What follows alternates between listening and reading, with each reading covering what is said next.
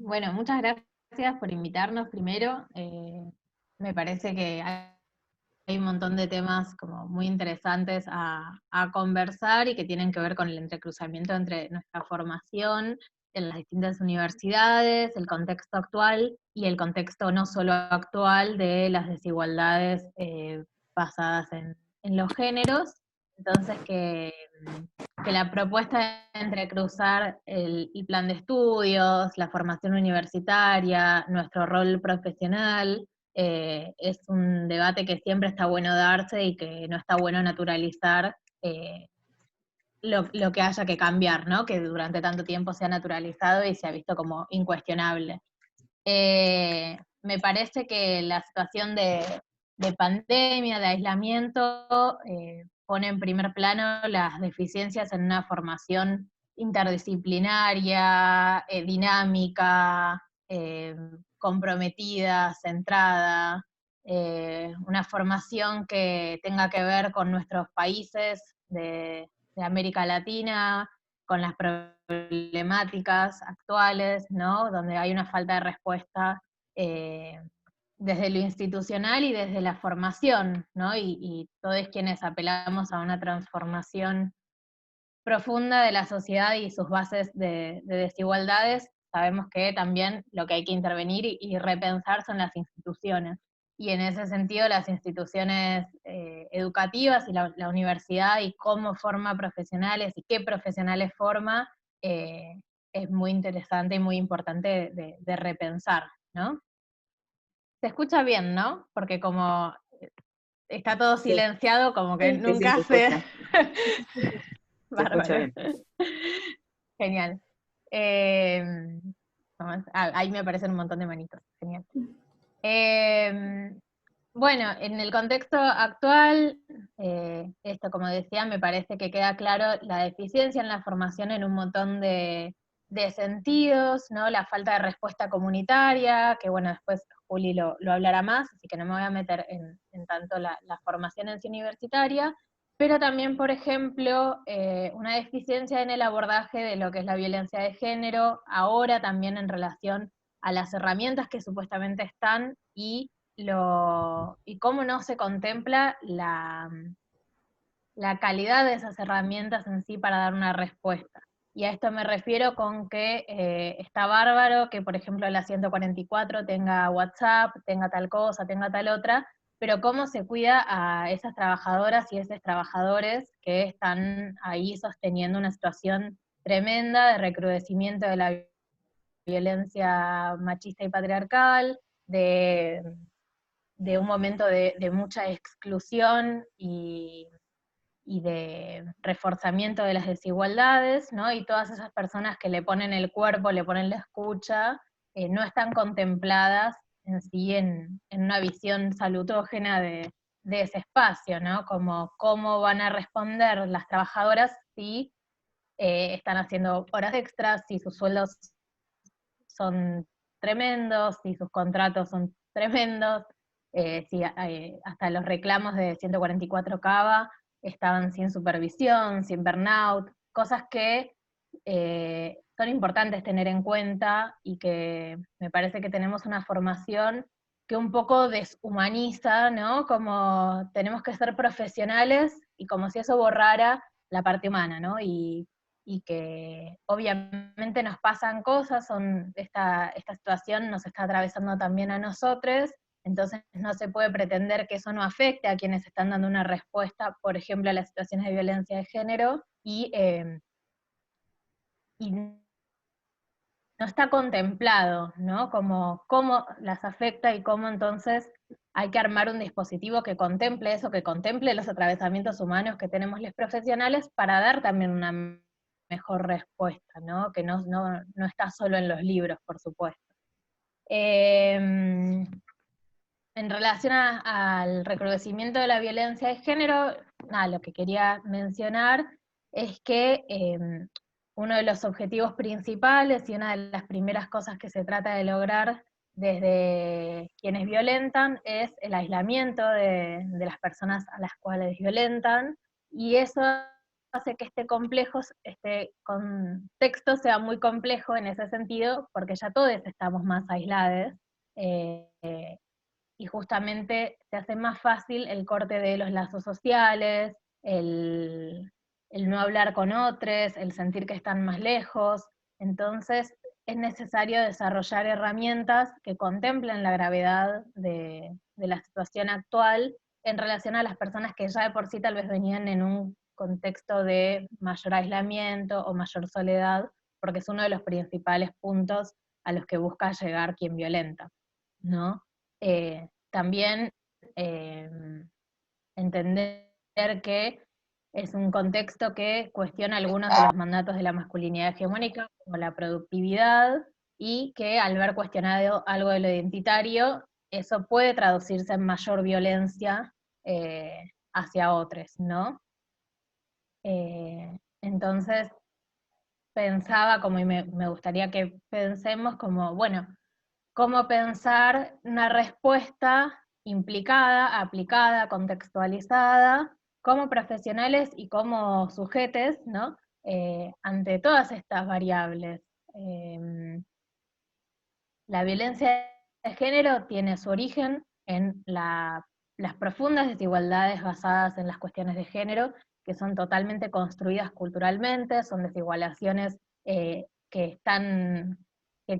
son resultado de un contexto histórico, epocal, cultural, que se entrecruza con otras desigualaciones y violencias como son las basadas en la etnia, en la clase, etc. Y tenemos que contemplar todo eso para apostar a una transformación de las instituciones educativas, para apostar a una transformación de las respuestas estatales hacia las problemáticas como la violencia. Y bueno, me parece que está bueno pensarlo en qué tipo de profesionales queremos ser, qué tipo de profesionales le podemos exigir a las instituciones, en este caso la universidad, que abone a formar, cuáles son los pilares que nos parece que tienen que estar sí o sí y que tal vez hoy no están, a qué cosas necesitamos dar respuesta cada vez más y tal vez cada vez más nos alejamos, ¿no? Porque estaba pensando que, por ejemplo, Alejandra Siriza trabaja mucho esto de lo traducido directamente y lo no implicado en el contexto de nuestra América, y cómo es necesario poder poner a circular en los saberes y priorizar los saberes que también son implicados en nuestros contextos y en sus particularidades, ¿no? Y no solo tomar saberes eurocentristas y sexistas y demás, y poder pensar es un concepto de Martí, creo. Eh, y lo toma Alejandra Siriza, ¿no? Por eso lo tomé yo. Pero decía, bueno, la necesidad de cuestionar aquello que aparecía como incuestionable en gran parte de la universidad y sus saberes, ¿no? ¿Cuáles son los saberes ponderados? ¿Cuáles son los espacios en los que aprendemos, ¿no? Si la universidad es el único espacio o puede tener otro acercamiento a lo comunitario, cómo nos formamos en relación al abordaje de violencia de género, la especialización en violencia familiar de la UBA, qué características tiene, ¿no? ¿Cuáles son los profesores que están a cargo de las materias troncales? Bueno, otras cosas que después Juli hablará más, que no me voy a extender, pero como para resumir, como poder pensar juntos que es un contexto que es muy particular para todos, que recrudece las violencias y las desigualdades, entre ellas la violencia de género, porque se pone muy en juego los mandatos tanto de las masculinidades como de las feminidades en relación a los espacios de cuidado y de trabajo reproductivo y los espacios productivos y, de trabajo, y cómo todo eso arma una complejidad a la que tenemos que atender, ¿no? Y qué podemos pensar en relación a eso. Esa es mi invitación como a pensar. No sé si alguien tiene alguna pregunta, no veo. si hay alguien levantando la mano, si alguien quiere hacer alguna intervención o... Pueden o escribir si en el seguimos. chat también. Sí, si quieren pueden escribir en el chat. ¿No? Bueno, pasamos para que exponga, seguía Laura, ¿no? Laura, habíamos dicho. Ah, no, Ailén Nehuen. Sí. Claro, Tranqui, me no había pasa olvidado. nada. Tan Ahí fácil está. te olvidas de mí. Pero bueno, no importa. Invisibilizando las identidades. Ya arrancamos mal. Bueno, para empezar, bueno, mi nombre es Ailén Nehuen, muchas gracias por la invitación y qué bueno que se haya sumado tanta gente. Mis pronombres son masculinos, así que si se refieren a mí o me hacen alguna pregunta, porfa, son pronombres masculinos. Y quería arrancar un poco quizás discutiendo la noción de perspectiva de género en general. Es algo que desde muchos lugares dentro del activismo trans venimos discutiendo bastante y me parece interesante traer a colación, ya que se ha mencionado y se ha pensado desde esa perspectiva, que hay... El problema con la noción de perspectiva de género son más bien dos cosas. Primera, que no hay un acuerdo universal en qué realmente significa o desde qué marco se lo aborda, sino que se lo entiende como más un concepto general donde se da por sentado de que se deben discutir o poner en cuestión ciertas cosas, y en segundo lugar que por lo general se asocia directamente a una perspectiva que tiene que ver desde quizás una mirada feminista que contempla únicamente a las mujeres cis y sus problemáticas.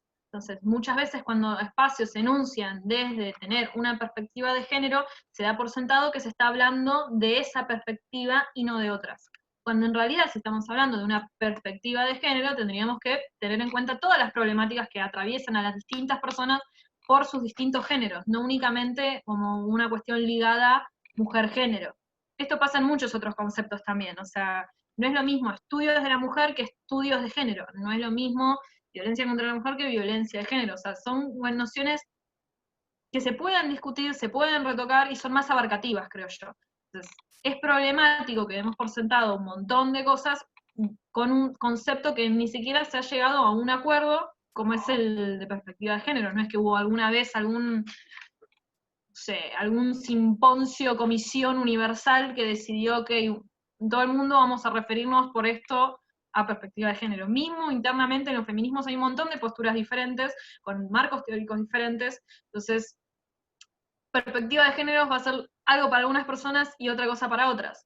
Entonces, es problemático enunciarnos desde ahí. Creo que es más útil quizás hablar desde aportar a la formación, digamos, los desarrollos teóricos de distintos tipos de feminismo y de estudios trans, que son cosas diferentes. Pueden convivir, como no, pero son cosas distintas. Y es una gran diferencia a la hora de, digamos, enunciarnos a favor de lo que sería perspectiva de género o lo que creemos entender sobre lo que es perspectiva de género. Entonces, apuntando más que nada a lo que es la formación académica, en tanto psicología, tanto sea en la UBA como en otras universidades, porque si bien quizás otras universidades tienen como otros marcos teóricos generales, por ahí algunas más cognitivas, algunas más psicoanalíticas, algunas más así, algunas más así, sigue habiendo un déficit en la formación que nos convoca a todas las personas que participamos de la carrera de psicología, sea como estudiantes, docentes o ya personas recibidas que ejercen, que es que no hay una formación en género en general, o sea, no se tratan, digamos, las problemáticas, tanto individuales como sociales, que tienen que ver con el régimen en el que estamos, que es un régimen heterosis patriarcal, la heterosis norma, que nos afecta a todos por igual. O sea, no hay una inclusión en las currículas digamos, de las carreras de psicología donde se traten estos problemas. O sea, no hay estudios de la mujer, no hay desarrollos de distintos sectores del feminismo, no hay ya hablar de estudios trans es algo como muy que no, no se da siquiera. Lo cual es bastante particular, mismo dentro de lo que es UBA, teniendo la cátedra libre de estudios trans y un montón de teóricos salidos de la Universidad de Buenos Aires que participan y que generan contenido constantemente, pero se ve que no hay eco, aunque se esté trabajando desde la misma universidad. Como es, digamos, los desarrollos que han hecho Blas Radi y Mauro Cabral. igual Mauro Cabral es de Córdoba, pero en el caso de Blas, que es de acá, que se recibió en la Facultad de Filosofía y Letras.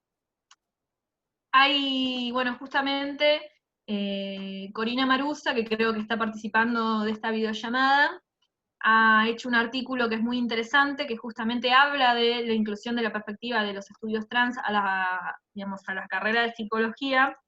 Este artículo ella lo escribió para un libro que se publicó hace muy poquito, que es Investigación e Intervención en Salud, Demandas Históricas, Derechos Pendientes y Desigualdades Emergentes.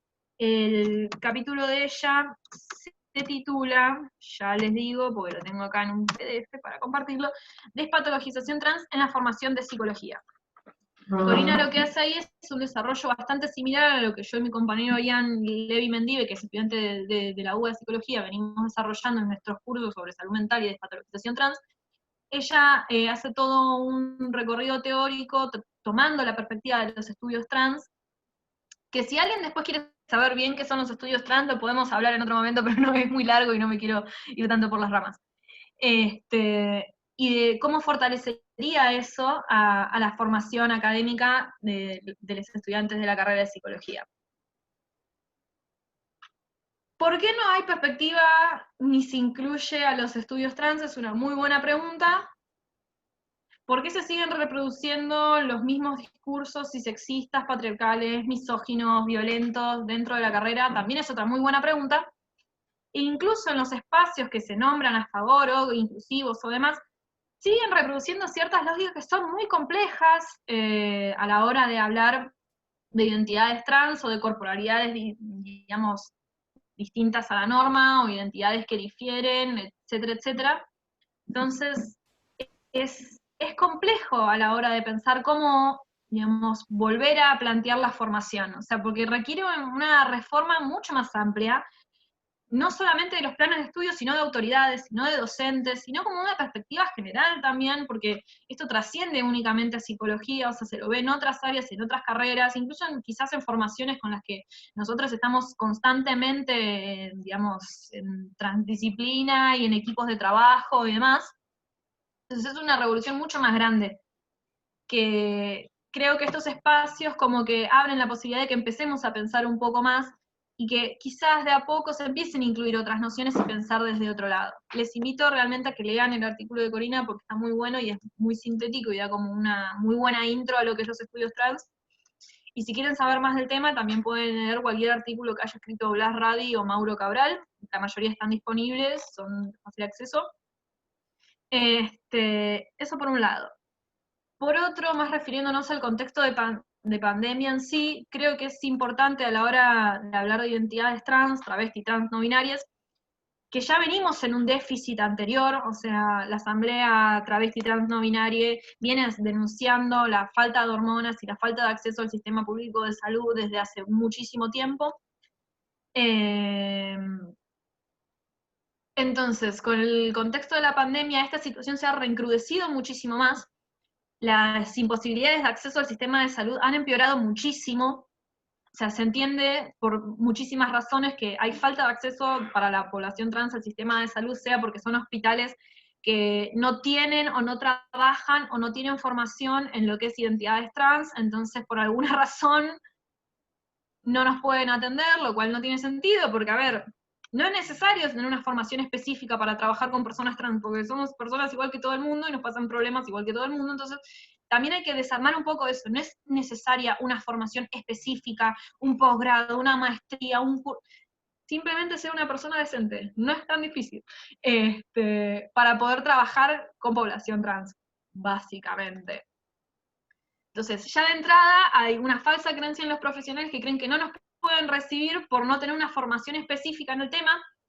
Entonces, son pocos los hospitales, salitas, centros de salud que se enuncian teniendo como los famosos consultorios de diversidad, etcétera, que muchas veces son pocos los profesionales, que no están todos los días, que no están en todos los horarios disponibles, que la mayoría de esos centros se concentran en Capital Federal y en el conurbano hay muy pocos, o sea, y la información que hay la vamos teniendo en boca a boca, o sea, dentro de las asambleas, de las organizaciones y demás, esta es data que manejamos y siempre tratamos de distribuir, pero que nuevamente solamente tienen acceso a esa información quienes quizás pueden acercarse a estas organizaciones, quienes conocen estas organizaciones, quienes están cerca o tienen los medios o las capacidades para poder hacerlo, y no es una información que esté disponible para todo el mundo.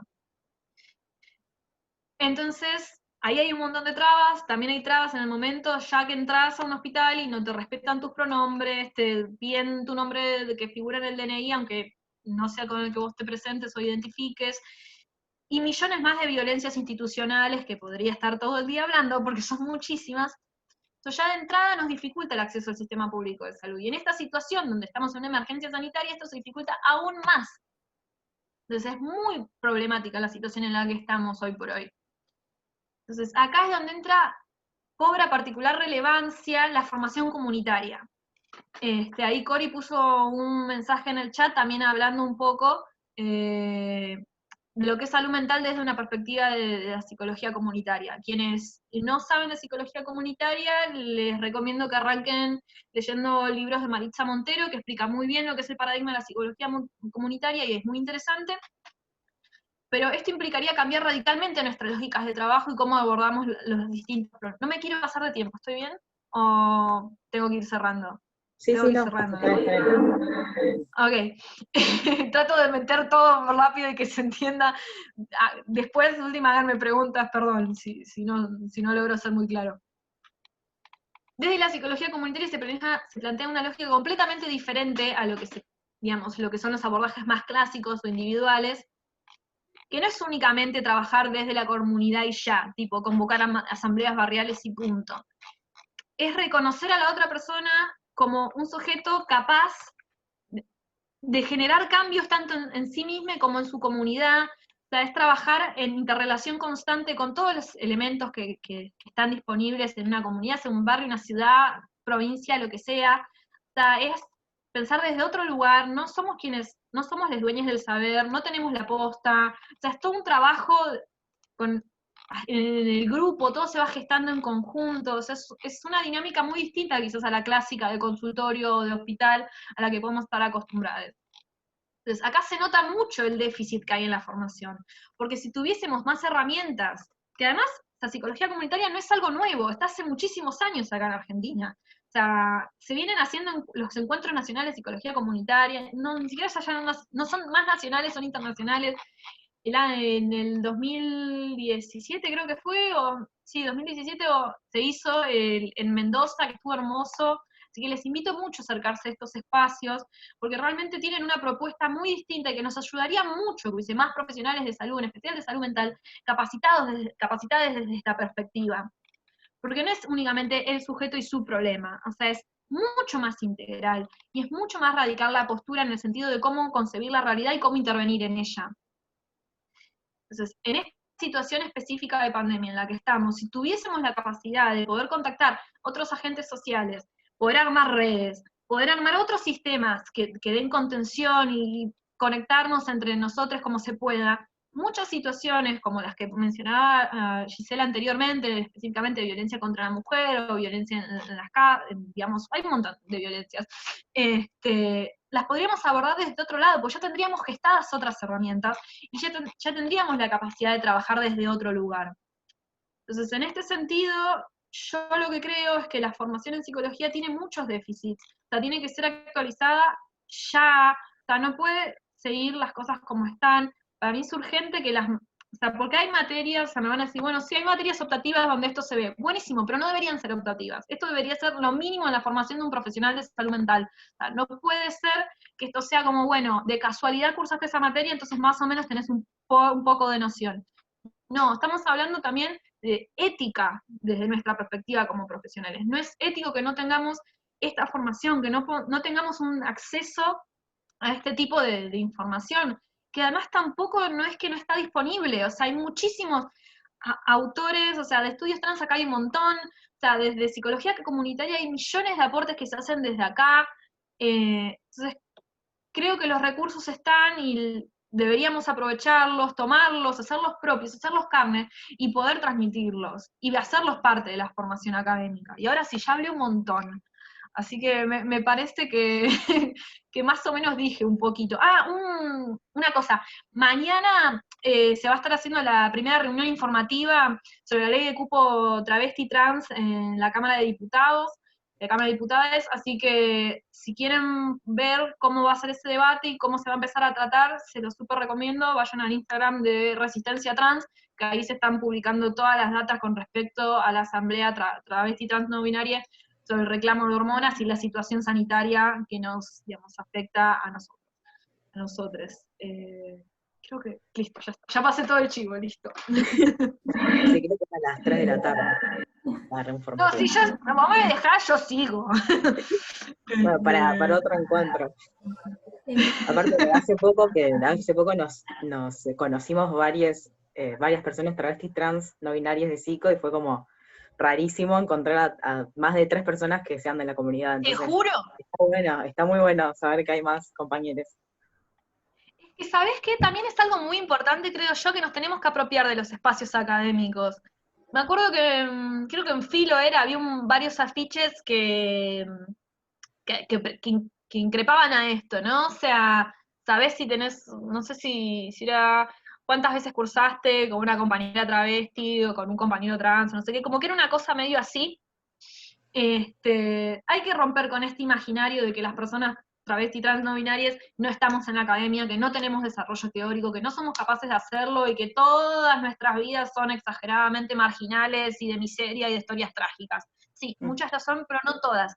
Hay que reconocernos también como un colectivo capaz de generar un montón de material súper valioso. Y esto también es como importante para todos los profesionales en formación, que tengan en cuenta esto y que busquen también información. No den por sentado que el colectivo travesti trans no binario no ha escrito nada, que no ha podido hacer nada y que todos nos morimos a los 35 años sin haber pisado una universidad, porque no es así. Hay muchas personas muy capacitadas y que hacen desarrollos muy interesantes. Bueno, muchas gracias. Y también, perdón, ¿no? Pero como siempre se habla, como si no hubiera personas trans, travesti, no binarias en las aulas, ¿no? Es como, bueno, cuando ustedes, o sea, en el mejor de los casos, ¿no? Cuando ustedes trabajan con una persona trans, ¿no? Como siempre objeto de estudio o objeto de abordaje, pero primero dando por sentado que somos todos cis, y además justamente inhabilitando no solo las producciones teóricas que hay un montón en este país y en Latinoamérica, sino como sujetes de ese estudio, ¿no? Y no solo como, bueno, cuando trabajen con, es tremendo.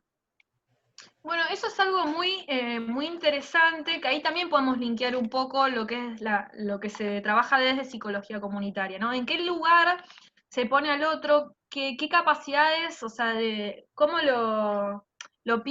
piensa la otra persona, o sea, a la hora de hacer material, digamos, teórico, desarrollos académicos o investigaciones?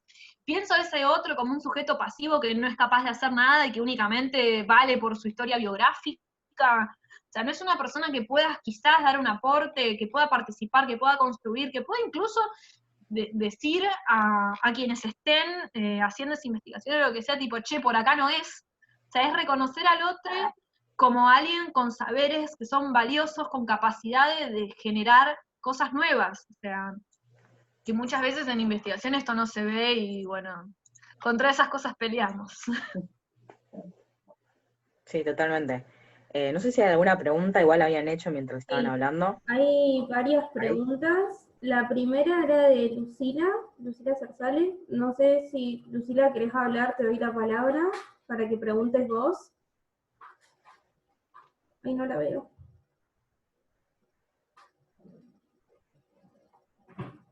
No. Sí, igual creo que se puede sacar el silencio. No la encuentro, por eso. Sí, Hola, Lucila, no sé. sí, acá Ahí estoy. va. Hola, sí. ¿Qué tal? No, básicamente mi pregunta fue esa, o sea, si hay estudios hoy en día que se esté trabajando con cambiar estos conceptos que están enteramente asociados siempre a lo binario. ¿Se conocen? Sí, o sea, hay, digamos, ya la presencia, o sea, creo que Corina puso un link abajo de lo que se hace desde la Cátedra Libre de Estudios Trans, como equipo de trabajo de la UBA, o sea, eso ya está propulsando una diferencia y estamos tratando de acercarnos a distintos espacios y poder incluir la perspectiva de los estudios trans en las distintas currículas de las distintas carreras. Pero además de eso hay un montón de orgas, digamos, tanto militantes como de activismo, que buscan impulsar esto. Bueno, justamente Auge, al haber convocado esto, está, digamos, trabajando en esto también. Pero después hay muchos espacios de formación alternativos que quizás no logran, o no logramos, porque yo también lo gesto, no logramos entrar a la estructura dura de la academia. Mismo hay orgas que participan y dan charlas y buscan, digamos, difundir sus desarrollos. Así que quizás es cuestión de buscar por fuera de la universidad. Esto también es importante, creo yo, o sea, no es que si no está en la universidad no es un conocimiento que no sea válido. Hay muchas personas que generan muchísimos contenidos y muchísimos conocimientos muy valiosos, pero que quizás no son compatibles con la estructura académica típica de una universidad. Entonces, acá también les invito a que busquemos formarnos en otros tipos de espacios, no necesariamente en los exageradamente formales y clásicos a los que estamos acostumbrados. Pero respondiendo a tu pregunta, sí, hay varias organizaciones que están trabajando en pos de eso, y bueno, ya mismo dentro de UBA está la Cátedra Libre de Estudios Trans, que igual depende de lo que es extensión en filo. Bien, sí, digo porque seguimos estudiando el deseo materno, como mencionaba, la envidia del pene, o sea, el nombre del padre como conceptos que parece que no se van a cambiar. Bueno, pero ahí está bueno, creo que también desde quienes están haciendo la carrera ahora se pronuncien en contra de eso y que exijan también desde adentro una modificación. O sea, porque esta es la formación que, a ver, quienes ya terminamos, pero esta es la formación que ustedes están recibiendo ahora. Entonces, es su derecho a exigir una formación decente, actualizada, que sea útil, o al menos que incluya críticas o revisiones o lo que sea, otro tipo de aportes. Así que eso, nada, yo hago lo que puedo y quienes quieran embanderarse con eso, les voy a apoyar muchísimo. Gracias. Bueno, ¿Hay otra pregunta? teníamos a alguien que no tiene nombre, dice Moto G, calculo que está desde el celu, que había levantado la mano, no sé si quería hablar. Ok. También les damos la palabra. Hace rato igual.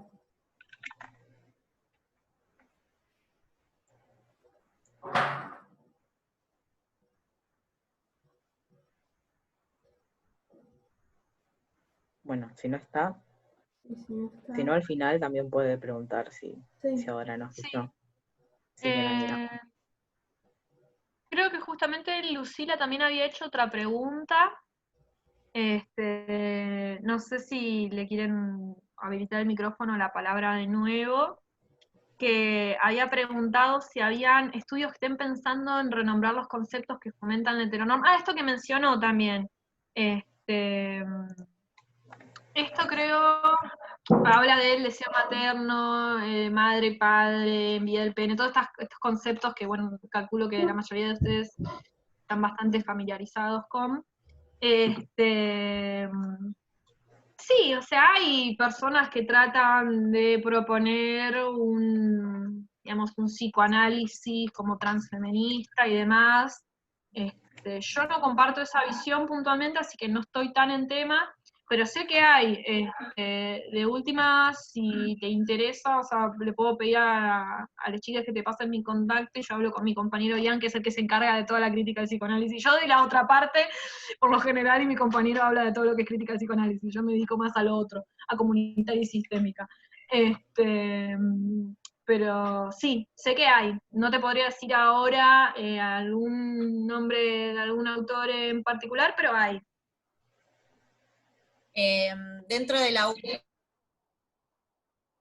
UBA está Ana María Fernández Fer, que son las que iniciaron ya en el 70 y pico el Foro de Psicoanálisis y Género, y trabajan, digamos, como la reconceptualización junto a otros psicoanalistas. Esto de, bueno, de cómo salir de la envidia del pene, también eso es algo que trabajamos con Gisela Casouto, que es como bueno, el recorte, perdón, no sé qué toque es, ahí está, como el recorte también que se hace de lo que trabajamos de psicoanálisis, ¿no? Como, bueno, es solamente psicoanálisis freudiano y lacaniano, entonces queda por fuera un montón de otras escuelas psicoanalíticas que trabajan desde una mirada más feminista desde hace un montón de años, digo, que nos pasó incluso con Gisela de encontrarnos con estas autoras como muchos años después de haber cursado la carrera, ¿no? Porque no estaban, por lo menos cuando yo la cursé, estos espacios que está promoviendo auge o estas discusiones. Entonces está bueno poder acercarse a eso y poder darle otra vuelta si te interesa el psicoanálisis, ¿no? Por supuesto. Pero sí lo hay mucho laburo que queda invisibilizado, yo creo que es un poco lo que traía Ailén, ¿no? También, bueno, porque hay ciertas lógicas de poder, no van a ceder el poder tan fácilmente, digamos, ¿no? Como que no es que va a ir el de psicopatología a decir, no me interesa más ser famoso y sacar muchos libros y tener mucho dinero y viajar a Europa, porque tengo ganas, ¿no? Entonces me parece como que algo ahí de poder ir haciendo lugar me parece que está buenísimo, ¿no? Sí, tal cual. En esto me gustaría hacer también hincapié de que si están interesadas en quizás hacer una crítica desde una perspectiva de los estudios trans y demás, busquen autores trans que hayan hecho desarrollos trans. No a ver, desde los estudios trans no es que hay todo un diálogo de por qué somos trans, por qué la vida nos ha hecho esto, sino todo lo contrario, se hace como toda una discusión más que nada a cómo funciona el sistema, las violencias y sexistas, y es más amplio, no necesariamente es un autoestudio biográfico lo que se hace de los estudios trans, pero es muy interesante los aportes que hay. Y me parece que está bueno también pensar que hay muchas otras formas y muchos otros abordajes posibles, quizás acá en lo que es Argentina y en nuestro contexto, especialmente en Ciudad de Buenos Aires, o sea, lo que más difusión tiene o lo que, digamos, más profesionales formados hay en es el psicoanálisis, pero hay muchas otras escuelas que también tienen aportes muy interesantes. De nuevo, psicología comunitaria es otro palo muy lindo que se los recomiendo muchísimo, pero hay muchas áreas que tienen muchos aportes muy piolas. Entonces, también eso, podemos ir y explorar otras perspectivas, otras formas de pensar. No necesariamente tenemos que, como decía Laura, ¿no? Si les interesa el psicoanálisis, por supuesto, vayan, hay un montón de material, hay muchísimos escritos que son muy buenos y que les pueden servir un montón. Pero no es necesario, podemos migrar también a otros lados, podemos ver otras cosas, y de hecho, cuanto más mejor, porque vamos a tener como una mirada más integral, con una formación más ecléctica y con otros recursos que son muy interesantes. Sí. Justo ya que hablaste, Laura, si querés continuar. Sí. Bueno, se me iban ocurriendo un montón de cosas en relación a lo que trabajaron Gisela y Ailén, ¿no? Como que se dispara un montón. Bueno, en principio me parece que la pandemia, sobre todo en el trabajo con masculinidades y con la masculinidad hegemónica, ¿no? Porque me parece que hay algo ahí también. La masculinidad hegemónica sigue siendo una realidad. Entonces, cómo desarmarla es un poco también el trabajo, no solo desde el análisis, sino desde estos espacios, porque no van a dejar el poder porque les gusta y tienen ganas de tomarse vacaciones, digamos, ¿no? Como lo que decía antes. Ahí lo que está funcionando y está trabando la relación con otros, y una relación ética con otros, es la masculinidad hegemónica, ¿no? Y desde el área de masculinidades, por lo menos, trabajamos con esa idea. Hay discusiones, por supuesto, en relación a qué nos referimos con masculinidad hegemónica, pero en definitiva es esto, es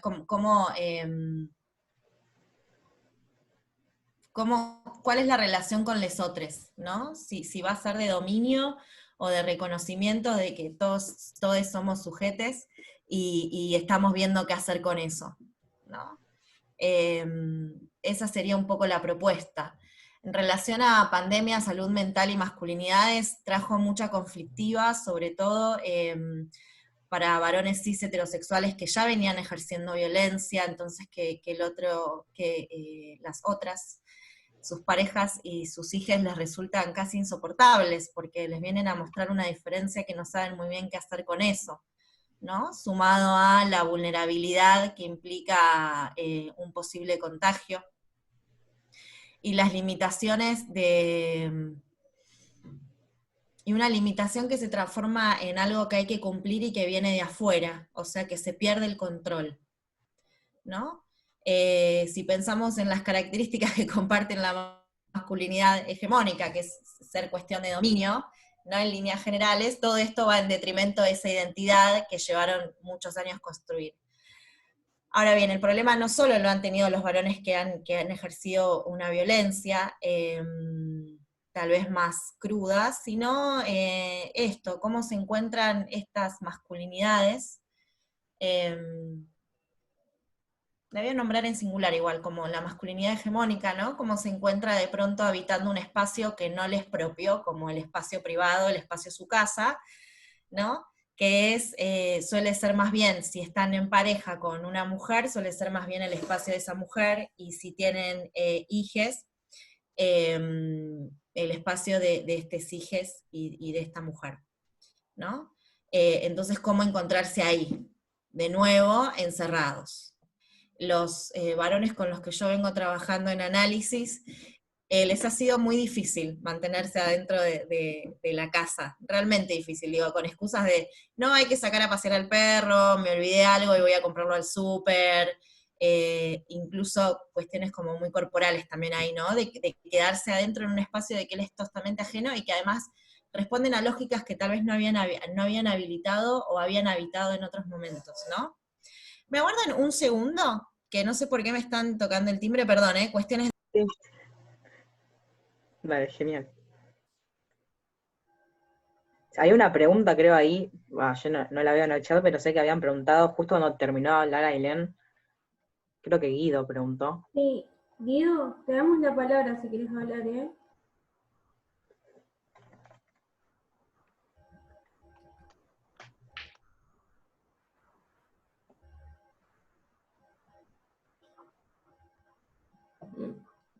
No tiene micrófono, dice. Bueno, bueno. Dice que con respecto a la crítica del psicoanálisis, ¿cómo toman ustedes la crítica de Deleuze y Guattari en el Anti-Edipo y sus obras en general? A mí me gusta mucho. A mí me caen muy bien, me parecen personas muy del bien. Pero de nuevo, no soy, digamos, quizás la persona más correcta para explicar de eso porque no me especialicé ni me dedico exclusivamente al psicoanálisis, si bien, bueno, estudié psicología, así que estoy en tema y entiendo, pero no es como mi mayor área. Sí, mi compañero Ian en los cursos toma justamente a Deleuze y Guattari para sus desarrollos y hacer toda la crítica al psicoanálisis, y es muy interesante. Pero calculo que quizás creo el resto usan todos pronombres femeninos, ¿no? Las otras compañeras, ¿no? Sí. Sí, bueno, quizás, las otras compañeras probablemente lo puedan explicar mejor. Sí,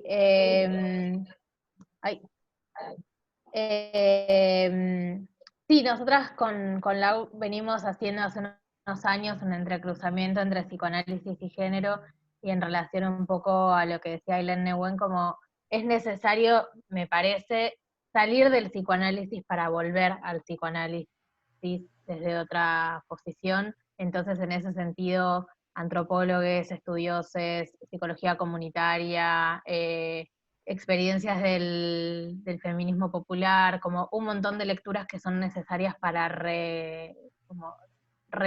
relacionarse con el psicoanálisis desde un lugar mucho menos sacralizado, y donde las únicas lecturas posibles no sean las de Freud y Lacan. De hecho, como dijo Lau, tal cual hay muchos autores que conocimos tiempo después, y que hay mucha producción local, ¿no? Y muy variada, pero justamente quienes trabajamos con psicoanálisis y feminismos, psicoanálisis y géneros y demás, como no nos podemos quedar solamente con autores del psicoanálisis porque se nos termina los 2 días la cuestión, ¿no? Como hay que salir para, si queremos volver a relacionarnos, O elegir otras áreas, por supuesto, ¿no? También cuestionar el psicoanálisis como la única posible, como decía el compañero, es súper necesario. En todo caso que sea una elección y no un mandato. Sí, ahí volvió Laura. Sí, perdón, cuestiones hogareñas que no esperaba. Lacan diría lo real, pero bueno. Sí, hay una cuestión también ahí que nos ha pasado, siendo mujeres cis con Gisela en estos espacios y en estos foros de psicoanálisis y género, que nos llamaba la atención eso, cómo hablaban o cómo se expresaban, digamos, gente que nosotras respetamos mucho en relación a esto de, bueno, de estudiar a las personas trans, ¿no? Y como, bueno, tipo, empiecen a darle lugar, y si no tienen lugar, ¿cómo? ¿No? Como que es algo que me parece que es una discusión que se le está dando y que está buenísimo, que se les empieza, y que se empiecen a incomodar, porque es cierto que,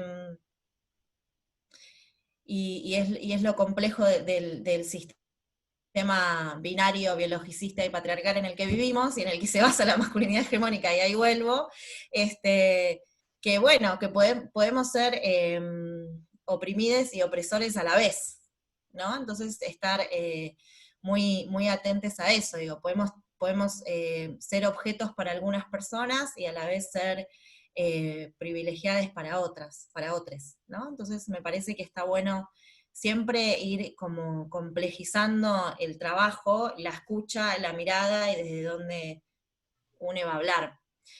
En relación a estudios de las masculinidades y la facultad, pareciera que en realidad de los varones no se habla, pero ahí hay un poco una trampa, porque en realidad se está hablando todo el tiempo de la masculinidad, por lo menos en la UBA y en la propuesta. Lo que pasa es que como se la plantea como el sujeto representante de la humanidad, entonces queda ahí un poco como invisibilizado, ¿no? Pero digo, todos los mandatos y todo lo que se debe cumplir una identidad masculina están ahí, ¿no? Sobre todo, digo, los varones cis heterosexuales, ¿no? Las personas que tienen pene, digo, la característica que hemos escuchado muchas veces, ¿no? Las personas que tienen pene, que son blancas, que son heterosexuales, de la facultad. Y con las complejidades que trae eso. Así que eso. Sí, acá decía Lucila que se habla de la masculinidad hegemónica, pero no de las nuevas masculinidades, particularmente, y por lo menos lo que trabajamos desde el área de la red, el concepto de nuevas masculinidades es un poco peligroso, porque no es que una de pronto o une puede venir y decir, bueno, voy a decir, el riesgo de hablar de nuevas masculinidades es que se transforme en un ideal de nuevo. Entonces ahí va a conformarse como mandatos nuevamente que hay que cumplir para ser buen varón, ¿no? Que esto también lo vemos un montón, sobre todo desde los scratches de hace 2 o 3 años. Como que vienen hasta incluso como más defendidos en ese sentido, ¿no? Como, bueno, o dame la receta para que yo sea una nueva masculinidad, o y cómo ser buen varón y que me acepten y que me quieran, ¿no? Y no con algo del proceso de, bueno, de qué otras formas posibles se puede evitar la identidad de la masculinidad, que también ahí hay otra cuestión, que no es solo es algo que atraviesa a la masculinidad hegemónica, no solo es algo que atraviesa a las personas que poseen pene, sino a todas las personas que formamos parte de la sociedad patriarcal, ¿no? Desde lo que esperamos cuando nos encontramos con alguien que identificamos con masculinidad, hasta cuando nos identificamos con esas masculinidades, ¿no? Entonces es interesante. ¿Hay alguna pregunta en el chat? Sí, hay una pregunta de Lucila. Dice que al hablar en plural, nuevas, no se estaría invitando a pensar en que no sería una nueva, sino varias. Sí, ahí puedes hablar en plural directamente, como masculinidades. Distintas formas de habitar las identidades, ¿no? Que en definitiva se trata de eso, como de empezar a romper mandatos. El problema que presentamos ahí, y son las negociaciones que podemos ir haciendo, es que seguimos viviendo en un sistema generizado. Entonces, esto sigue trayendo muchas complicaciones, ¿no? Porque el género sigue formando identidad. Entonces ahí, ¿qué hacemos? ¿No? Sí. Hay personas que piensan que la nueva masculinidad es la masculinidad de los varones trans. Pero bueno. Ahí está Ailén, ¿no? Ahí Ailén nos puede dar más información. Claro, Sí. pero Perdón, no quería interrumpir, pero quería como aportar. Sí, Sí, o sea, se hace como un paralelismo en que automáticamente nuevas masculinidades son masculinidades trans y que somos como los nuevos hombres que venimos con lo mejor de los dos mundos a revolucionar todo, más no. Les traigo el dato, hay chabones trans que son igual de misóginos y violentos que los chabones cis, hay un montón de gente de mierda tanto de un lado como del otro, o sea, Claro. ser trans no es garantía de nada. Que es lo mismo que se da en muchos otros espacios y en muchos otros discursos, o sea, no porque tu identidad sea una o porque tengas tal elemento en tu conformación identitaria, eso te da garantía o te convierte en una buena persona. No es así. Tenemos derecho a ser malas personas también. No necesariamente somos buenos. Sí, porque Y si no... algo Sí, sí, lo que decís, sucede ahí, si no es como la idealización de otras identidades, o bueno, entonces, esto, me saco el ropaje que tenía y me pongo otro, y no sé si es tan sencillo. tal cual, no funciona de esa forma.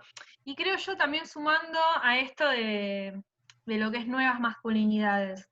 También el pensar en nuevas masculinidades hace eco a otros discursos que quizás, no sé si alguien en algún momento iba a mencionar, pero cuando hace algunos años se hablaba de hombre reconciliado o de protofeminidad y que no sé qué, y que bla, bla, bla, sigue siendo una lógica muy binaria donde supuestamente el varón como que incorpora rasgos femeninos o se reconcilia con ese primer momento en no sé cuándo, y que el cuidado, y que no sé qué, y que como que hay mucho desarrollo, acá al menos, y como que esa noción de nuevas masculinidades hace un poco eco de eso, o también se ha hablado en otro momento de neosexualidades y de todo un montón de cosas, y que la modernidad nos ha traído estas dificultades y estas nuevas realidades, y nada, es como todo un speech y todo un paradigma que hace eco a eso, entonces, salvo que nos estemos refiriendo a eso, no sé qué tan útil por ahí sea continuar usando el término nuevas masculinidades. Esto es algo interesante también en general,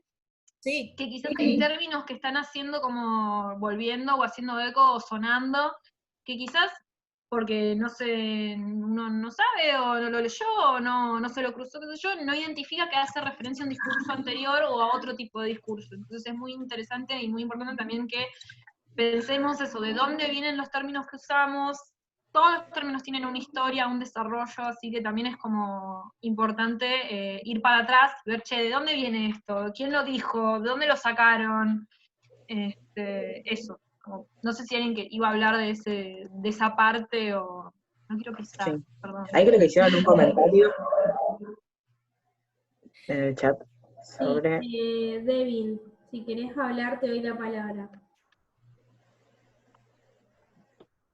¿Qué tal? Buenas. Bueno, No, quería medio hacer hincapié en una cosa que dijo Lau, ¿es tu nombre? Perdón. El mío sí.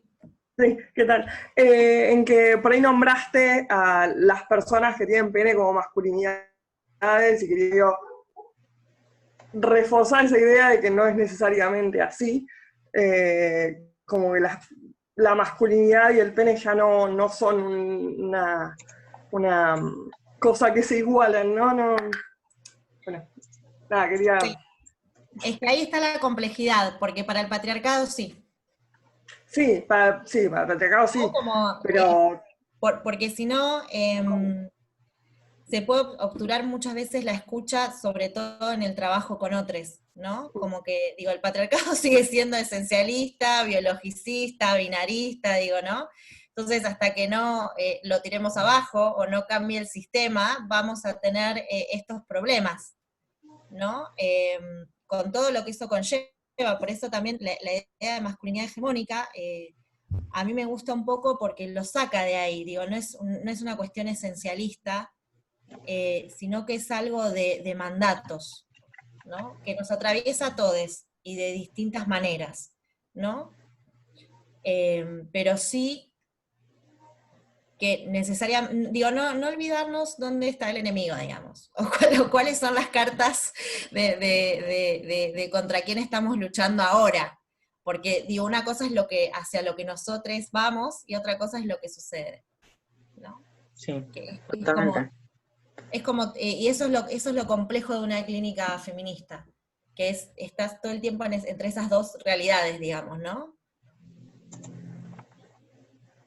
No sé si hay alguna otra pregunta. Me parece que no. No. No sé si querías agregar algo más, Laura, o ya podemos pasar a que hable. No, está bien que hable Juli. Dale. Gracias. ¿Estás ahí, Juli? Sí, acá estoy. ¿Me Genial. escucha bien? Sí, sí, sí. Hola a todos. Bueno, gracias por invitarnos a este espacio. Y un poco quiero primero decirles cuál es mi lugar de enunciación. Mi lugar de enunciación para hablar sobre el plan de estudios de la facultad es de egresada de la UBA, psicóloga y psicoanalista.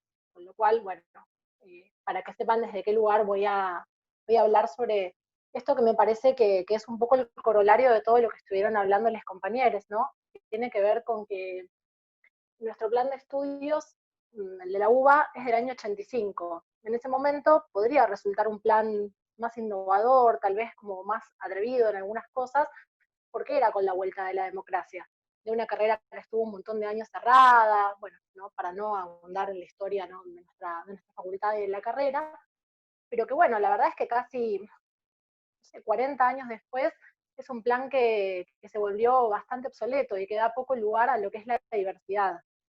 Y pensaba esto que decía Gise, ¿no? En relación a lo de las compañeras de la línea 144, que un poco la pregunta era quiénes cuidan a los que cuidan, ¿no? A los que están ahí alojando. Y un poco la pregunta que me parece que tiene que ver con el plan de estudios es, bueno, ¿quiénes forman a los que después vamos a alojar, vamos a trabajar o en psicología comunitaria, o en educación, o en psicología clínica? La verdad es que quienes nos forman, en su gran mayoría, con honrosas excepciones, pero en su gran mayoría tienen un sesgo heterosis patriarcal, no solamente en sus expresiones, sino en la teoría que se permiten compartir en la universidad. Muchas veces homodiante, transodiante. Me parece que es necesario, más allá de luego llegar a ciertos acuerdos respecto de qué representa la perspectiva de género, y por supuesto que tiene que ser mucho más amplio que la mujer cis para mí. Sí es cierto que es necesario poder brindar a los estudiantes otras posibilidades de formación, que excedan la idea de que los psicólogos somos solamente profesionales que podemos trabajar en la clínica, en un consultorio. Por otra parte, también me parece que para quienes así lo desean, está bueno también empezar a pensar la idea de que trabajar en un consultorio no es trabajar en soledad, es una práctica, la psicología, que necesariamente tiene que ser con otros, y muy en contacto con la realidad social, histórica, económica, política de nuestro país, de nuestro contexto, de nuestro continente, no importando siempre teorías sin ninguna visión crítica. Me parece que eso es fundamental, porque si no es tratar de insertar categorías que importamos y que algunas son muy valiosas, son muy potentes, pero que no están adaptadas o entendidas desde nuestro social histórico, lo cual obviamente después representa en un montón de problemas que son insuficientes para terminar abordando la realidad en tanto a violencia, en tanto a un montón de las violencias, ¿no? Para no hablar de una sola. Me parece que en ese sentido el plan de estudios necesita reverse, pero que obviamente también, como decía Ailén y como decía Laura, y también como decía Gise, ese poder no se cede fácilmente, porque, bueno, representa muchos años de haberse sedimentado, de haberse constituido, y me parece que además es necesario ampliar la oferta, al menos en la UBA, de lo que es algo alternativo al psicoanálisis hegemónico. Preguntaban hace un rato si había algún grupo o alguna agrupación que esté reviendo todos estos conceptos que parecen medio como ya de antaño, pero que bueno, se siguen enseñando: el nombre del padre, la envidia del pene, cómo se habla de las distintas orientaciones sexuales. de las distintas identidades, ¿no? De forma sumamente violenta e inhabilitando otros discursos que no sean cis, hegemónicos y patriarcales. Y me parece que si la psicología pretende tener alguna potencia política, es con un cambio, ¿no? Con un cambio de contenidos y también con un cambio de paradigma, para lo cual obviamente, bueno, va a haber que creo que trabajar mucho, pero que es posible además de centrarnos en la idea de que, bueno, somos, cuando nos recibimos, profesionales liberales y que no vamos a tener nada que ver con lo que ocurre afuera de nuestras cuatro paredes del consultorio, y eso no es así. Eso no es así porque eso es insuficiente además, es insuficiente para poder alojar a quienes vienen a consultarnos, o bueno, todos los campos de inserción que una psicóloga puede tener, que no son solamente el consultorio, y que además pueden ser sumamente potentes. Pero para ello es necesario también empezar yo creo que igual esto en la universidad cambió muchísimo. Yo me recibí en el año 2013 y en ese momento creo que se daban muchos de los mismos textos que ustedes ven ahora, pero bueno, creo que no era tan fácil, o no digo que no sea fácil, perdón, no sé si podíamos o nos sentíamos habilitadas para decir que no queríamos recibir esa formación, así que les felicito mucho que se lo cuestionen, porque me parece que eso también es responsabilizarse éticamente respecto de qué queremos, de cómo queremos formarnos como psicólogos. También valorizar esto que decía Ailén, de los saberes que se obtienen por fuera del ámbito académico, porque son saberes muy valiosos. A mí me gusta mucho la idea de saberes plebeyos para esto, ¿no? Saberes que construimos o en la comunidad, o con otros, o en espacios de militancia diversos, o con personas que están inclusive dentro del ámbito académico, pero que trabajan para ir desandando todo eso que está tan enquistado dentro de la facultad. Me parece que todos esos saberes tienen una enorme potencia. Y después ahí hablaban algo de las críticas al psicoanálisis, y me parece que al psicoanálisis hay que hacerle todas las críticas. Claro que hay que hacérselas.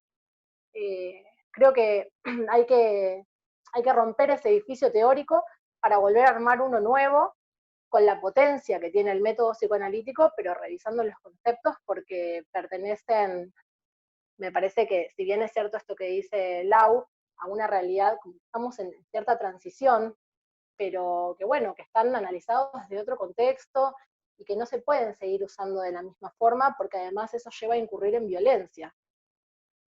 Con lo cual me parece que es urgente esa revisión y una mayor oferta, ¿no? Que no sea solamente el destino de quienes están en la UBA, bueno, ver psicoanálisis y todo lo que puedan armar por fuera con las materias optativas. Por supuesto, también me parece que es muy necesario que tengamos más materias prácticas, creo que son muy pocas, y que no, si bien obviamente una formación de grado nunca puede darnos todas las herramientas, podría darnos muchas más herramientas. Así que creo que es algo que está buenísimo, que se empiece a cuestionar fuertemente, porque también eso va a mejorar la calidad de profesionales que podamos ser. No tengo mucho más para agregar, la verdad. Me parece que luego si quieren preguntar algo más, pero creo esto, que es necesario cuestionarnos qué queremos aprender, quiénes queremos que nos enseñen, empezar a visibilizar todos estos abusos de poder que hay dentro de la facultad. Fueron silenciados durante un montón de tiempo, desde profesores, porque bueno, también es cierto que en la facultad se le da a veces muy poco valor a la palabra de los estudiantes. Y parte de eso tiene que ver con que se sigue sosteniendo cierta hegemonía de un discurso de violencia y de odio hacia todo aquello que es diverso, y de lugar de saber, por parte de un saber además absolutamente impenetrable de quienes transmiten, ¿no? Incuestionable. Así que todas esas fisuras que se puedan hacer, me parece que hay que hacerlas desde adentro y desde afuera de la universidad. No sé si, creo que no hay ninguna pregunta en el chat. Creo que no.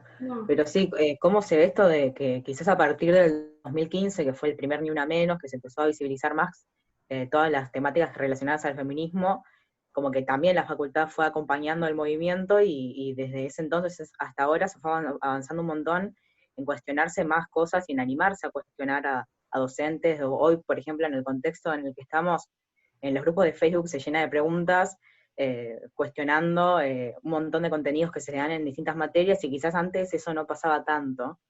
Y de la mano del feminismo también abrir esto de cuestionarse contenidos de la comunidad LGBT+, o de la comunidad travesti trans, que quizás antes era algo, se podía tener una mirada más feminista, pero no se tenía en cuenta una perspectiva de géneros, teniendo en cuenta otras identidades, además de la mujer cis, digamos. Como que siento eso, que se fue avanzando en la facultad y en la sociedad en general también, porque no es algo de la facultad de psicología, sino de muchas otras facultades también, que forman así, que forman sin una perspectiva, y cosas así, digamos. Sí, sí, tal cual, y además lo inhabitable, no sé la verdad ahora, nuevamente me quedé algunos años siendo ayudante en algunas materias, y luego la verdad que yo me fui de la universidad, pero no sé cómo será ahora, pero en el momento en que yo cursaba era un ambiente muy hostil para personas con orientaciones sexuales diversas, para personas con identidades no cis, me parece que era sumamente inhabitable y violento, y además legitimado desde titulares de cátedra en materias centrales, bueno, no voy a decir sus nombres porque me imagino que todos lo suponen, y que bueno, había muy poco lugar a poder denunciar estas cosas. Había muy poco lugar porque además siempre la facultad es un lugar de asimetría, donde se juegan muchas cosas que tienen que ver con aprobar o no una materia, con las presiones, con los maltratos que después pueden ejercer los docentes. Me parece que todo eso es un combo que hace que muchas veces los cambios en los planes de estudio, en lo que se pide ver, lleguen más tarde que los cambios sociales, tal vez. Sí, ahí tenemos una pregunta, creo. Sí, Bárbara, que levantó la mano, te damos la palabra.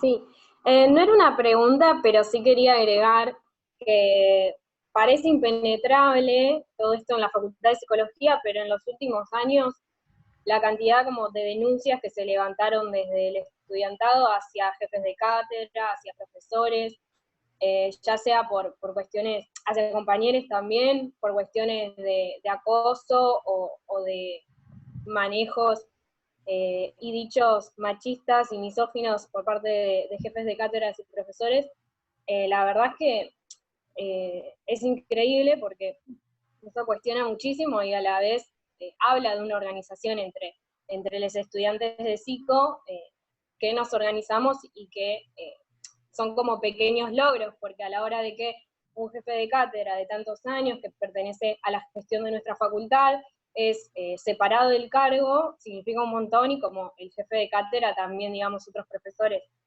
Y que a su vez hasta el año pasado funcionaba la comisión de géneros del CEP, que se había armado entre estudiantes independientes, estudiantes organizados, bueno, entre el centro de estudiantes.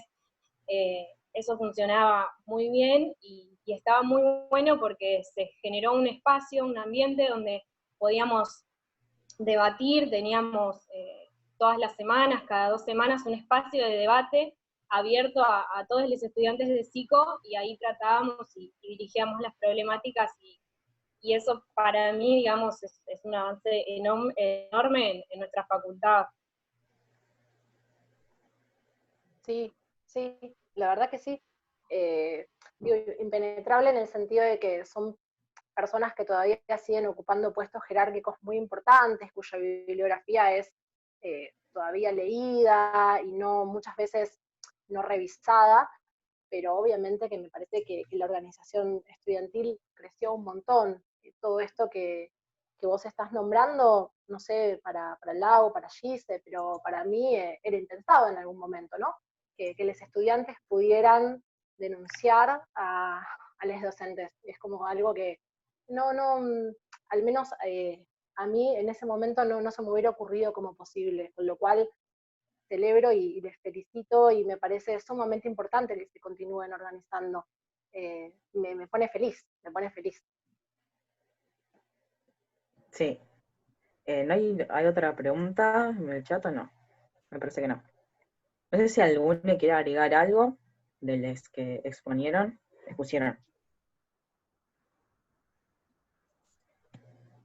A mí se me acaba de cortar internet, así que no sé si no se me va a volver a cortar, o fue un segundo, un rayito así de desconexión, pero me parece que tal vez un inconveniente con el concepto este de nuevas masculinidades tiene que ver con esto que decía Julia en relación a lo aceptado y no, o lo que decías vos, Ramiro, en relación al 2015. A ver, me parece que está bárbaro cuestionar todos los conceptos, incluso los que salen desde la contrahegemonía, para que no se vuelvan nuevos dogmas o nuevas bases incuestionables. Para mí, el conflicto con el concepto de nuevas masculinidades es que niega lo histórico de esas masculinidades. No es que esas masculinidades son nuevas y que la única que existía era la masculinidad hegemónica, sino que, o sea, pensarlas como nuevas sigue siendo desde la hegemonía, ¿no? Como hablan muchos autores, ¿no? Como quién necesita nombrar al otro como otro, quien está en el centro. Entonces, decirles nuevas masculinidades a veces es como sacar cierto recorrido histórico de lucha que se ha tenido desde las masculinidades contrahegemónicas, y por otro lado, como seguir, me parece, como aunque no se quiera, como reproduciendo este régimen de verdad de están las masculinidades y las nuevas masculinidades. O esto que muchas veces dicen, ¿no? Mujeres y mujeres trans. Bueno, me seguís reproduciendo ahí una lógica de cuáles son las mujeres que no necesitan una aclaración y cuáles sí necesitan una aclaración. Una cosa es la reivindicación desde esa persona, y otra cosa es cuando es nombrada. No, es la primera vez.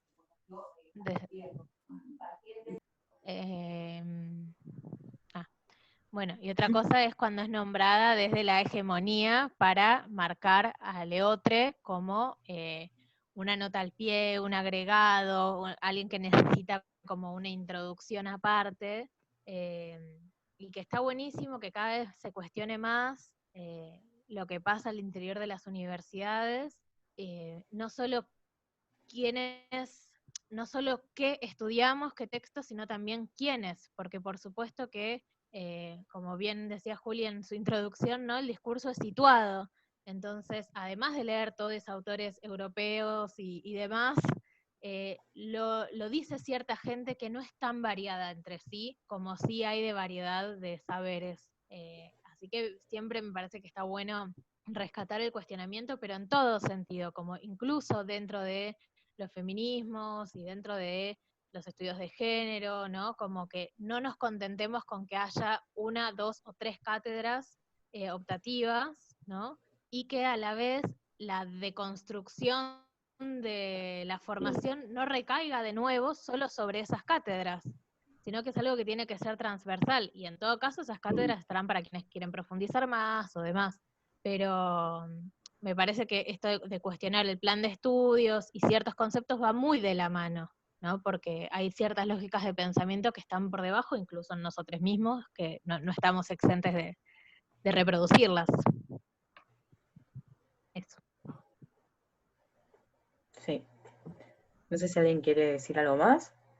Yo quería decir que me parece bueno esto que decía Cisela, como que en algún momento en nuestra facultad, ¿no?, se planteó el hecho de solamente poner introducción a los estudios de género como materia obligatoria. A mí me parece que, bueno, también a partir del proyecto que llevamos al Consejo hace bastante tiempo, el hecho de pensar un plan de estudio que tenga una perspectiva transversal, o sea, poder actualizar todo el contenido y no seguir reproduciendo esas lógicas patriarcales en cierto modo, machistas y demás, todo el tiempo, porque la realidad es que estudios de género encima es una materia del profesional, que recién ver al final de la carrera algo que tenga que ver con género y poder formarnos de esa manera me parece un poco ilógico, como que realmente siento que nuestra carrera tendría que tener desde el principio una perspectiva de género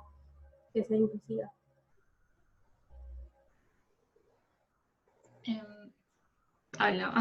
Permiso.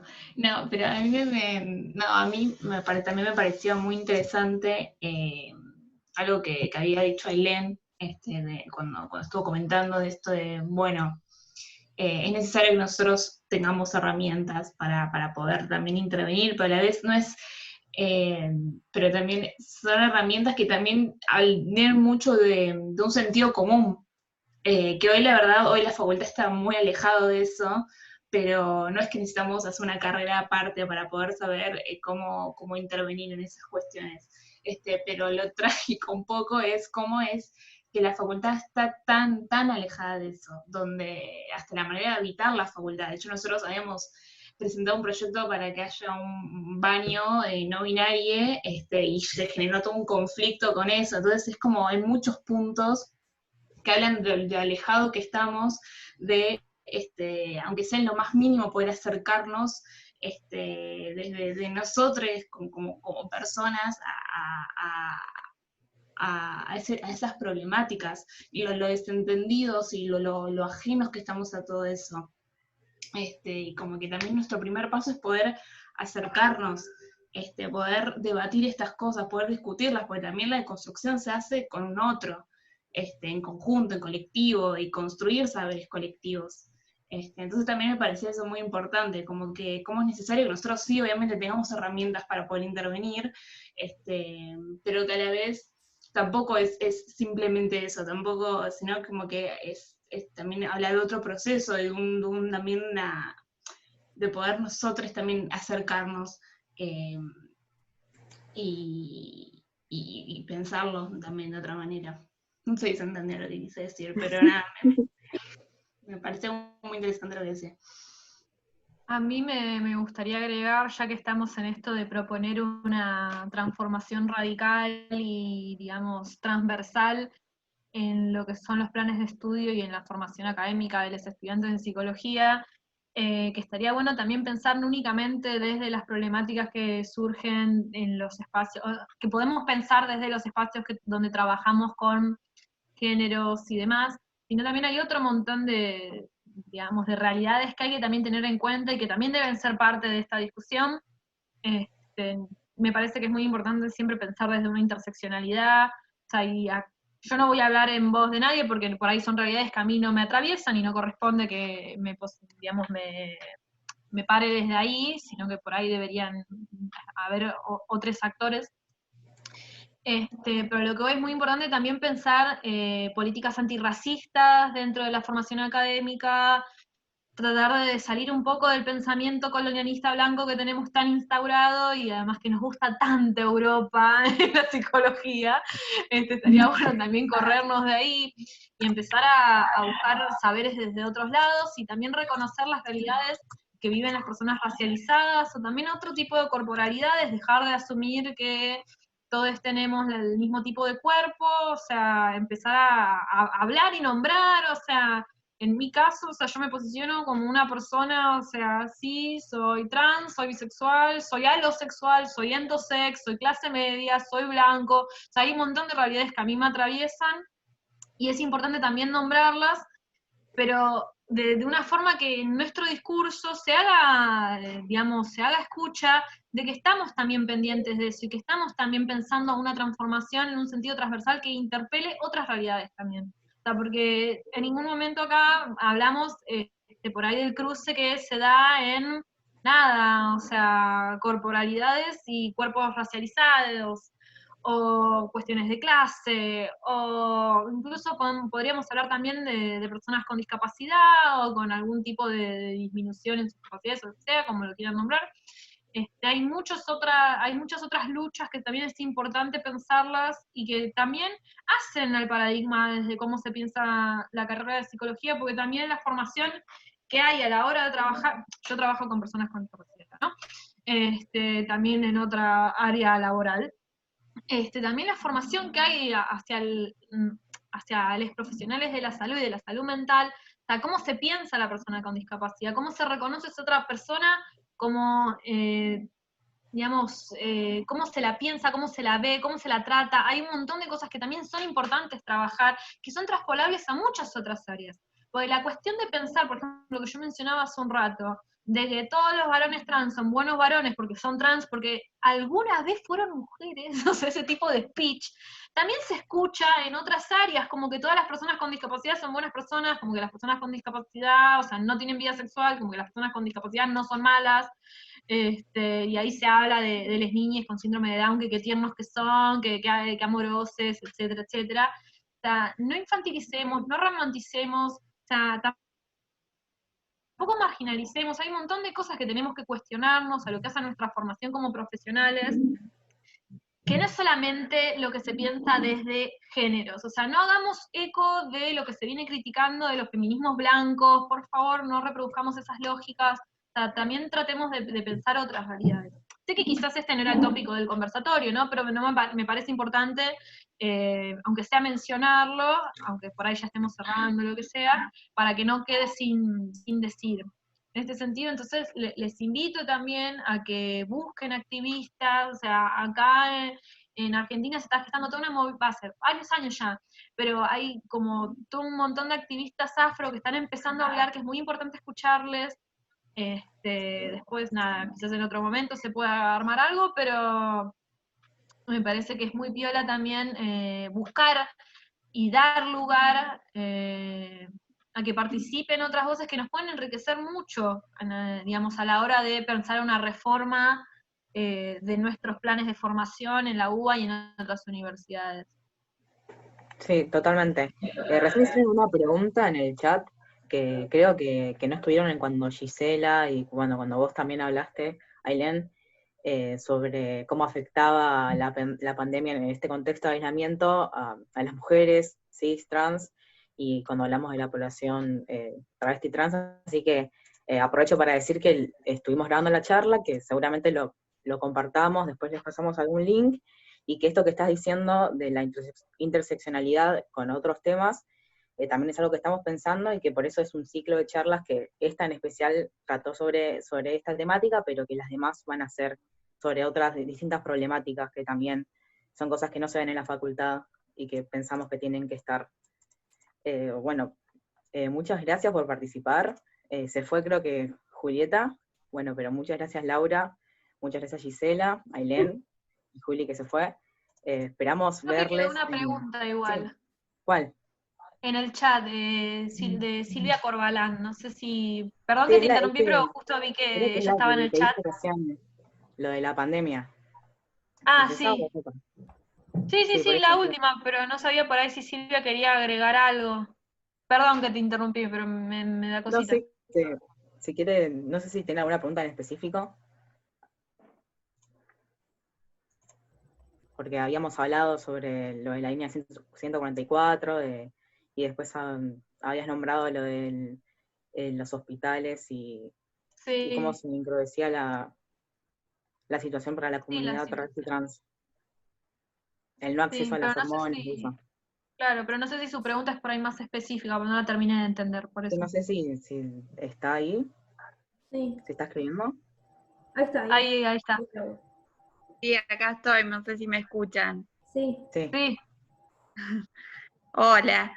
No, bueno, muy agradecida por todos los conceptos que estuve escuchando y que veo que hay cosas que son comunes en lo que es vuestra tarea y la mía, que soy docente, de cómo a veces es más cómodo encasillar a las personas dentro de lo que la mayoría es, digamos, y entonces nos ahorramos mucho rompedero de cabeza, aunque pensé que en la salud mental era un desafío mucho más rico, por lo que escuché a ustedes, es también, digamos, les pasa lo mismo dentro de la universidad y dentro del campo de la salud mental que dentro del campo de la educación.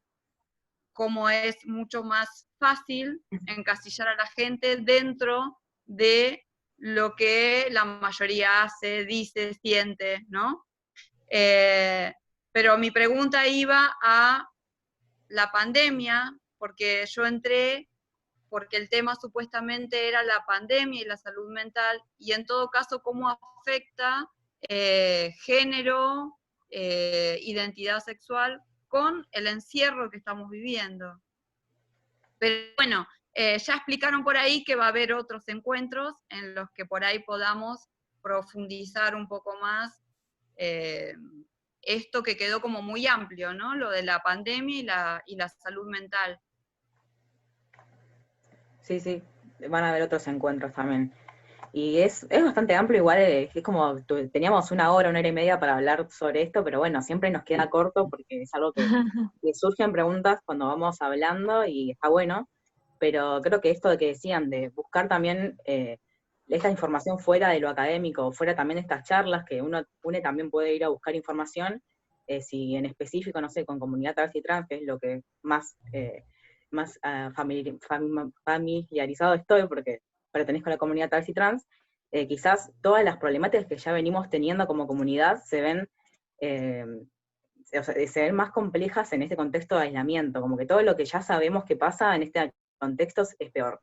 Y quizás si tenemos que hablar en específico sobre todo lo que está pasando en la comunidad travesti trans, podríamos hablar sobre 3 horas de un montón de cosas, desde el sistema público hasta no sé, las instituciones privadas, las obras sociales prepagas y un montón de cosas, y cómo se dejan de lado las travestis en situación de calle, es muy complejo también, que son cosas que igual hay información que se puede buscar también, y quizás en un futuro se pueda hacer otro encuentro profundizando temas así, por ejemplo, no sé.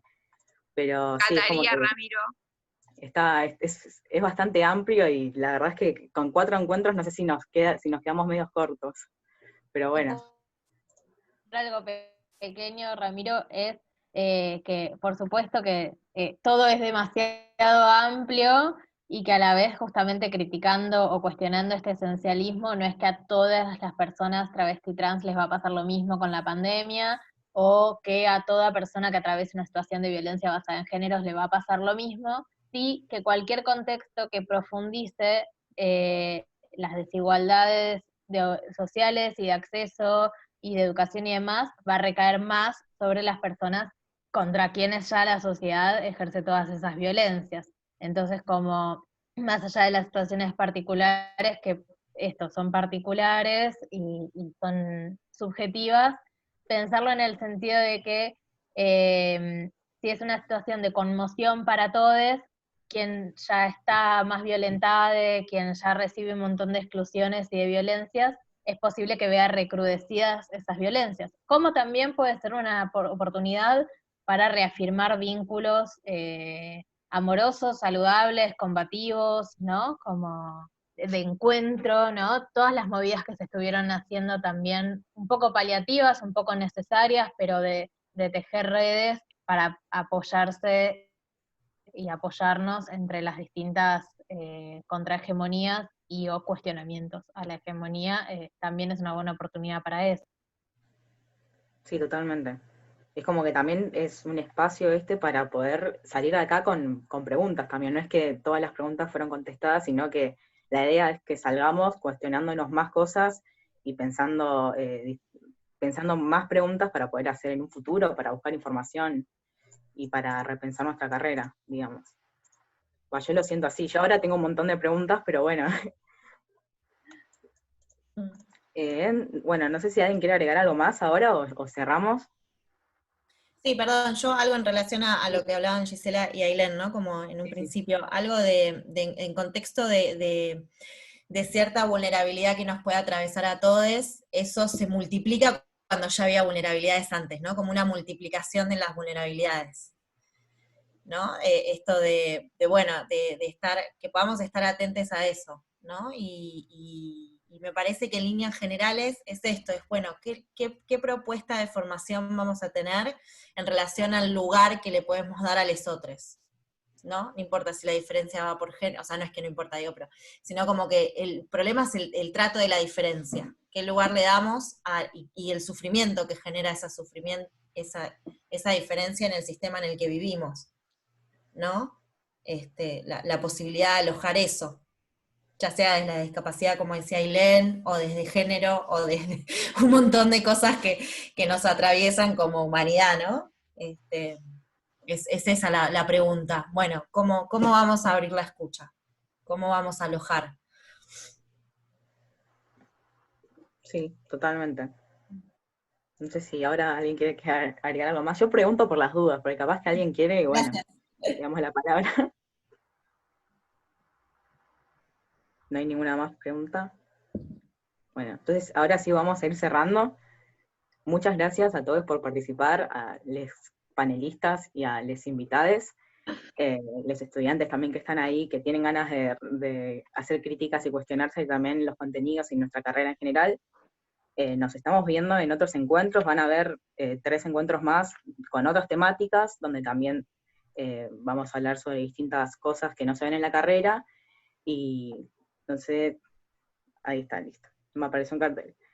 Bueno, muchas gracias, me despido. Ahí está. Silvia. Adiós. Adiós. Gracias, chao. Chao, hasta luego.